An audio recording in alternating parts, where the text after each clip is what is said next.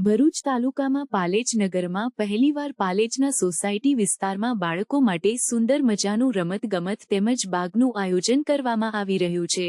ભરૂચ તાલુકામાં પાલેજ નગરમાં પહેલીવાર પાલેજના સોસાયટી વિસ્તારમાં બાળકો માટે સુંદર મજાનું રમતગમત તેમજ બાગનું આયોજન કરવામાં આવી રહ્યું છે, જેમાં ચગડોળો, લસરપટ્ટી, હિંચકાઓ, જમ્પિંગ, કસરત કરવા અમુક સાધનો એવા ઘણા બધા સાધનો લાવી અને બાગનું કામ પૂર્ણ કરવામાં આવશે, જેમાં રંગબેરંગી લાઇટો પણ નાખવામાં આવશે અને બીજા ભાગની અંદર નાના પ્રસંગો માટેનું આયોજન કરવામાં આવેલું છે।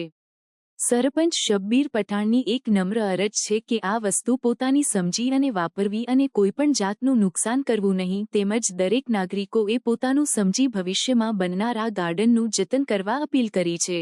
સમાચારોની ઝડપી અપડેટ માટે હમણાં જ સત્ય સ્વરાજ ન્યૂઝ ચેનલને લાઇક, શેર અને સબસ્ક્રાઇબ કરો।